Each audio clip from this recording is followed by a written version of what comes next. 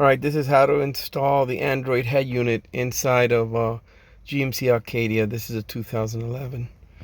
There's several steps that are needed here. First you got to do is remove the plastic module here, which allows you access to this plastic module, which you pop out with a screwdriver very carefully around the sides. The whole thing comes off like that. And then the original radios here, 7mm screws, you pull them off, radio unit comes out. Then you'll end up with 4 plugs back here, and I'll have a link to what these 4 plugs are. They go connected to the radio. There's a nice site that shows what the pinout is. One of the problems with installing an Android head unit is that the way the ACADIA works, as soon as you take the radio out, it's part of a system. There's a BCM module that sends information to the infotainment center, which then goes to the amp, and that's how all your chimes and your turn signals and your backup parking sensor function. As soon as you remove that, you will lose the backup parking sensor. You'll start getting a parking assist message disconnected, and it's annoying, and you won't have any turn signals. For that, you need to add an extra module in addition to the Android head unit. So this is my first attempt. This is the AXDIS-GMLN29 module. It plugs in here, and it plugs into the first 2 main connectors.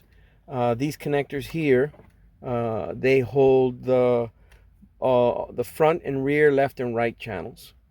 And what this basically talks to what's equivalent to the CAN bus. It's the GM low speed data bus, and messages come over that, and it tells it when to do things.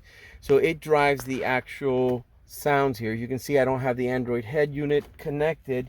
However, I will get system sounds. So if I put the car in, you can hear the beep. And I just wanted to ensure all this was working before I installed the Android head unit. Here's the indicator turning, right? What they do is, instead of playing the indicator sounds through the speakers like the original GMC does, ACADIA, they have a little relay in there that clicks on and off to mimic the sound. That's the only purpose of that relay. It comes as part of the harness of the AXDIS module. And then so the final thing I need to do now is connect the other connector that connects into this, and then the Android output audio signals go into the AXDIS module, and the AXDIS module is what actually drives the front, and it drives all the speakers. It actually drives the front, left and rear speakers, but the wiring harness that comes with it allows you to pass through the device. So your Android Auto will drive all the sides, front, rear, left, right, through the AXDIS module, which then drives it to the connectors. So there's probably some kind of switch or analog mux or some kind of analog adder that adds the chimes that the module produces and the output that the Android unit produces, and then sends it forward towards these 2 connectors. The other 2 connectors that are left, one is for the DVD rear entertainment system, which I'm going to show. I have it, so I'm going to show how I connect the Android head unit to that. And the other one is basically the camera, backup camera is there.